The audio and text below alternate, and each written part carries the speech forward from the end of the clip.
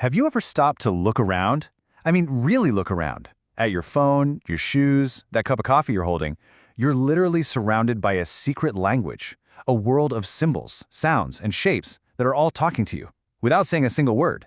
And they all share this one powerful secret, a secret that kind of shapes what we buy, what we trust, and maybe even a little bit of who we are. So what is this hidden language of brands all about? Let's dive in.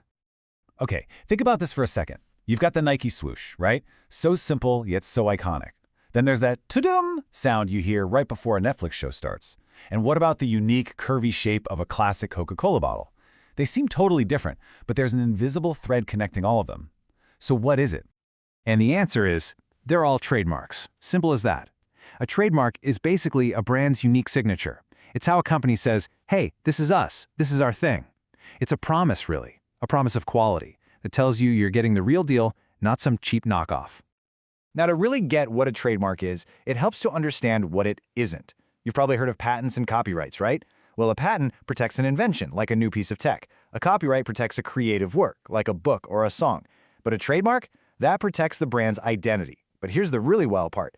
Patents and copyrights, they eventually expire. A trademark, as long as a company keeps using it, can be renewed forever.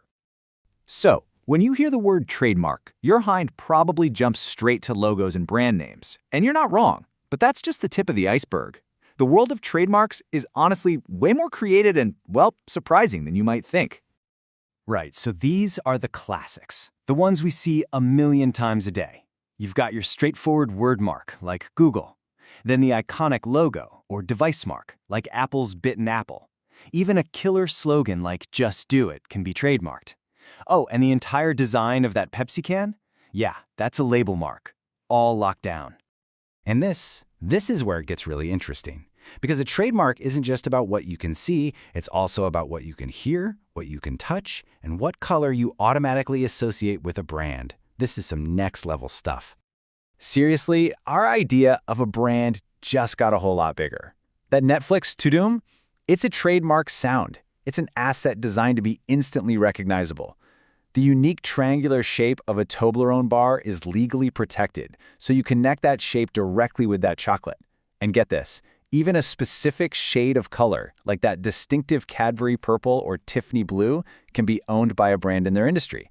It just shows you how deep brand identity can actually go. Okay, so brands can trademark sounds and colors. Pretty cool, right? But why does any of this actually matter?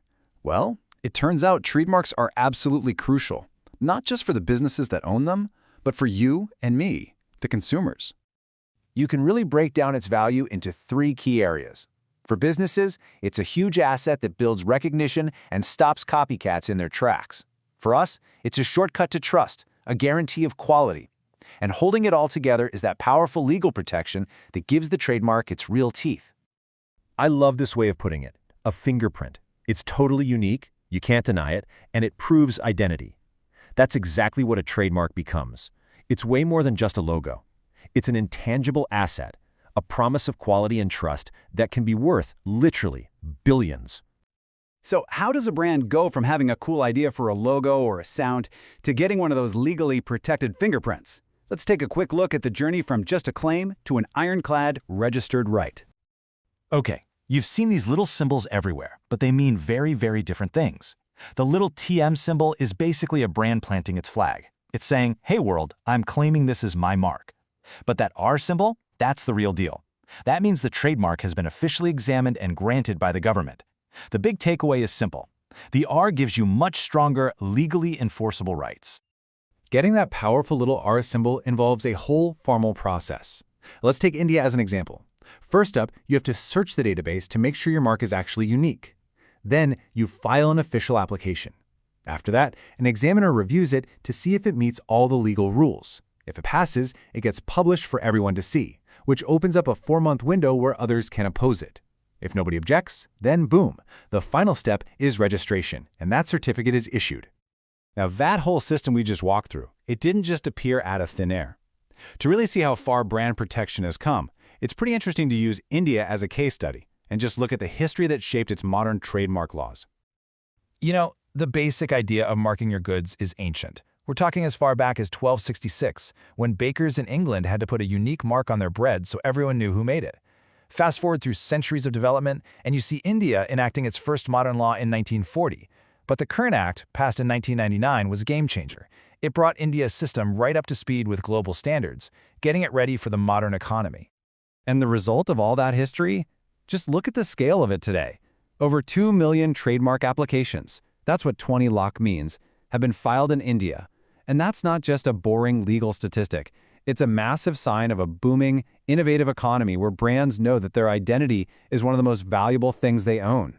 So the next time you hear a familiar jingle or see a unique package design, you'll know the secret language it's speaking. And that kind of leaves us with one final thought to chew on. In a world that's getting more and more crowded, what's going to be the next swoosh or the next to-doom? What new sound or shape or color is out there, just waiting to define the next great brand?